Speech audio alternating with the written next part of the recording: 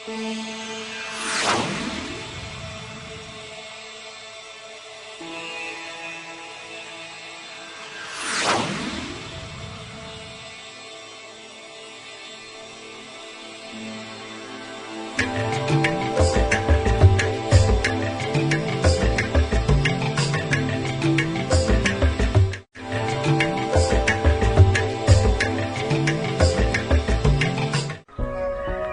ভারত ভূমি খুবই পবিত্র ভূমি, পাবন ভূমি।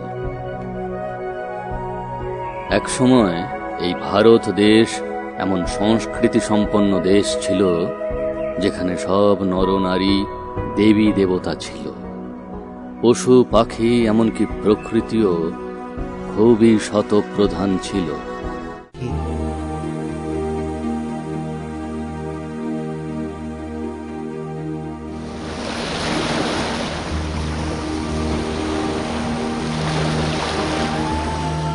এখানে আচার বিচার এবং সংস্কার নির্মাণের জন্য অনেক পন্থ হয়েছে। লোকের আস্থা এবং বিশ্বাসের জন্য অনেক মার্গ বানিয়েছে।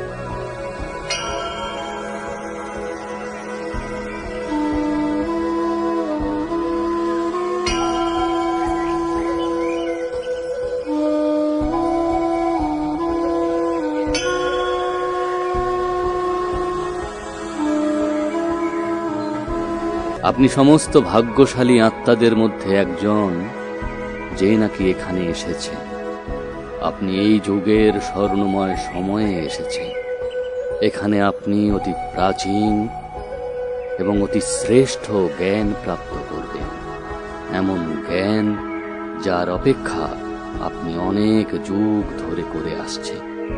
আজ মানুষ বিজ্ঞানের দ্বারা ভৌতিক রূপের আশাতীত প্রগতি করেছে এবং তার দ্বারা নিজের জীবনকে আরামদায়ক বানিয়েছে।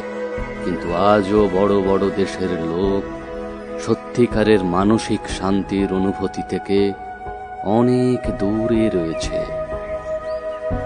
কারণ আমাদের ধ্যান পূর্ণরূপে শরীরকে সুখী করার পেছনে লেগে রয়েছে। আমাদের মনের যে আন্তরিক শক্তি এবং আধ্যাত্মিক আবশ্যকতার প্রয়োজন আছে, তাকে আমরা সম্পূর্ণরূপে ভুলে গিয়েছি। ভৌতিক প্রয়াসের সঙ্গে সঙ্গে আধ্যাত্মিক উন্নতিরও বিশেষ দরকার আছে।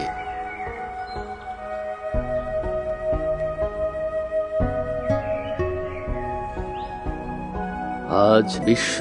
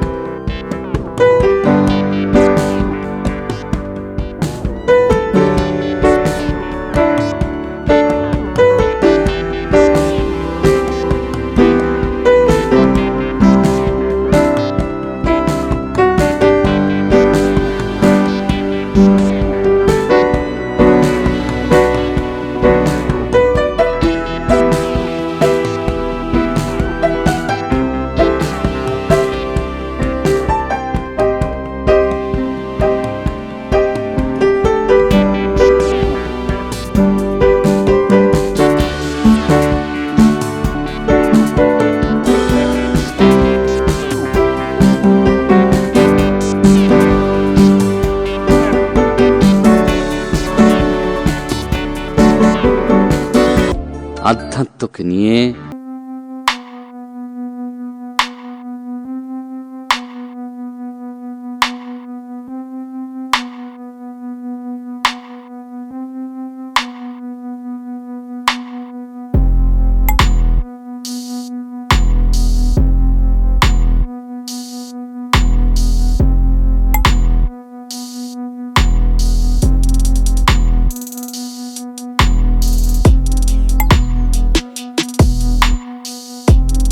স্বর্গরাজ্য ফিরে আসে।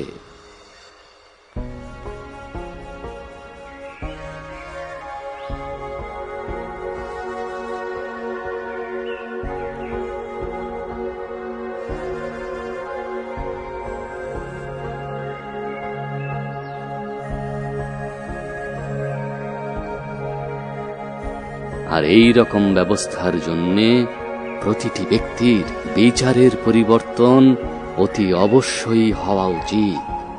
আর এই পরিবর্তন কেবলমাত্র রাজযোগ দ্বারাই সম্ভব হয়ে থাকে।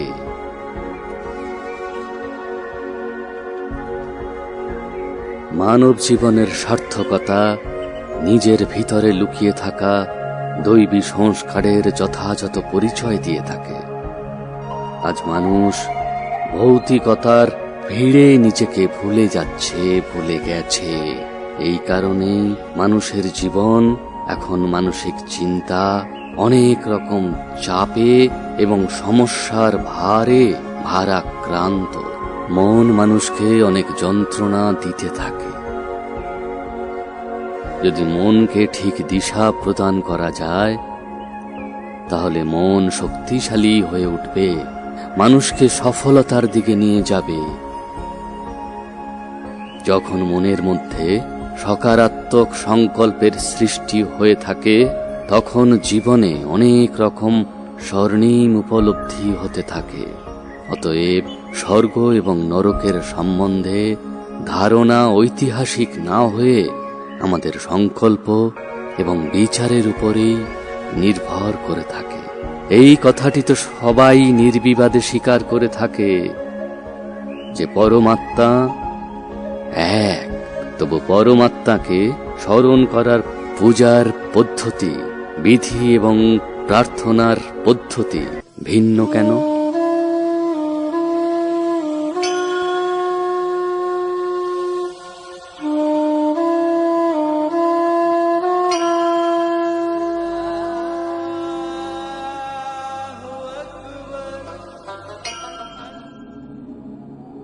মন্দির, মসজিদ, গুরুদ্বারা এবং চার্চ সব জায়গাতেই পরমাত্মার প্রতি আস্থা অথবা বিশ্বাসের অভিব্যক্তি, যাকে আমরা গড, খোদা অথবা যেহোবা যে কোনো নামেই ডাকি, তার যথার্থ স্বরূপ জ্যোতির্বিন্দু। পরমাত্মার পরিচয় অথবা যথার্থ স্বরূপ না জানার কারণে আমরা অনেক ধর্মভেদ, জাতিভেদ আর প্রান্তভেদ নানাভাবে বিভাজিত হয়ে গেছে।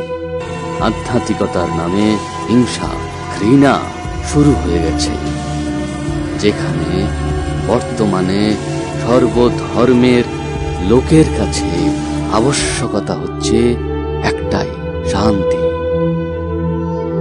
এই শান্তির জন্যে দরকার হচ্ছে রাজযোগ। একমাত্র রাজযোগের দ্বারাই মনকে পরমাত্মাতে একাগ্র করে মানসিক শক্তিপ্রাপ্ত হতে পারা যায়, যার ফলে ব্যর্থ সংকল্প আর কোন রকম খারাপ বিষয় তিরোহিত হয়। এই পরিস্থিতিতে দিব্য গুণ ধারণ করা অতি সহজ হয়ে যায়। সাধারণত লোক যোগ শব্দটাকে শারীরিক আসনের সাথে যুক্ত এবং ক্রিয়াবাচক মনে করে থাকে, কিন্তু এখানে যে রাজযোগের কথা বলা হচ্ছে সেটা খুবই সহজ যোগ। সব যোগের মধ্যে রাজযোগ হচ্ছে সর্বশ্রেষ্ঠ। যোগ কথাটির অর্থ হচ্ছে জোড়া। যেরকম আত্মার সঙ্গে পরমাত্মার সম্বন্ধ জোড়া হয়, সুতরাং পরমাত্মার স্মৃতির পর্যাপ্ত শব্দ হচ্ছে এর অভ্যাসের জন্যে প্রথমে এই ভাবনা স্থির করতে হবে যে আমি এক আত্মা, আমার রূপ জ্যোতির্বিন্দু, দুই চোখের মাঝখানে আমি চমকানো একটা তারা। আমি পরমাত্মা পিতার অবিনাশী সন্তান। আমি পরম ধাম নিবাসী। আমি শান্ত, প্রেম, পবিত্রতা এবং আনন্দ স্বরূপ আত্মা। আমি শুদ্ধ আত্মা, আমি এক শক্তি স্বরূপ এবং চৈতন্য আত্মা। আমি আত্মা এই সৃষ্টি রঙ্গমঞ্চের এক অভিনেতা। পরম ধাম হচ্ছে আমার নিবাস স্থল। আমি আত্মা এই শরীর দ্বারা পাঠ করে থাকি।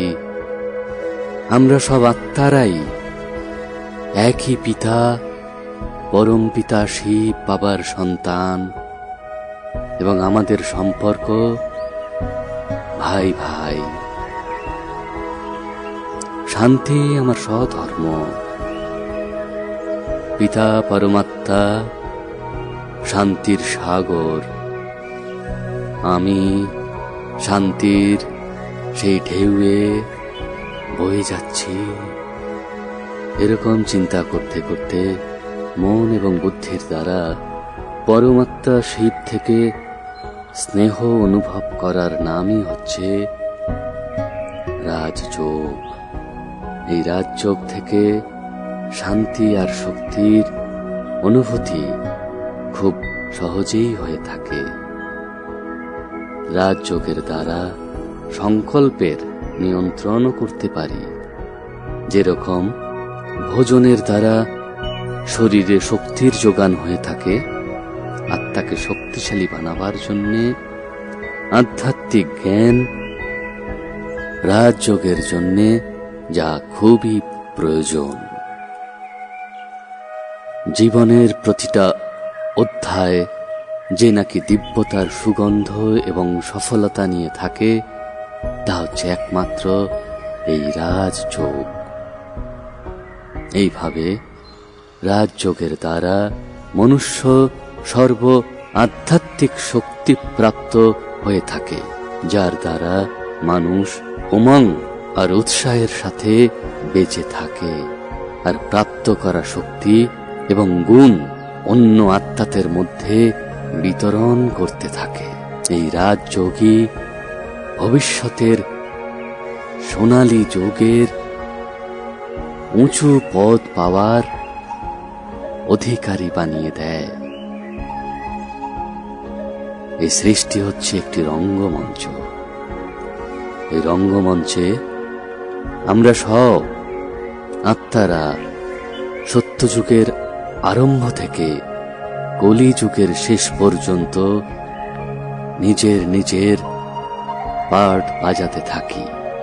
কলিযুগের শেষে সর্ব আত্মার পিতা, যে নাকি নিরাকার জ্যোতির্বিন্দু স্বরূপ, সেই পিতা পুনঃ এই ধরাতে এসে দৈবী সৃষ্টি স্থাপনা করেছেন।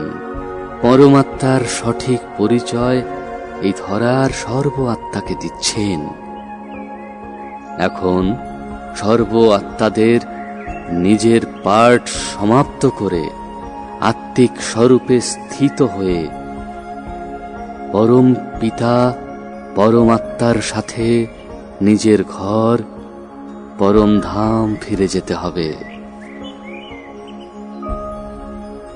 এখন আবার নিজের ঘরে ফিরে যাওয়ার সময় হয়েছে। কিছুদিন বিশ্রামের পর আবার পাট বাজাবার জন্যে সত্যযুগী দুনিয়ায় আসতে হবে।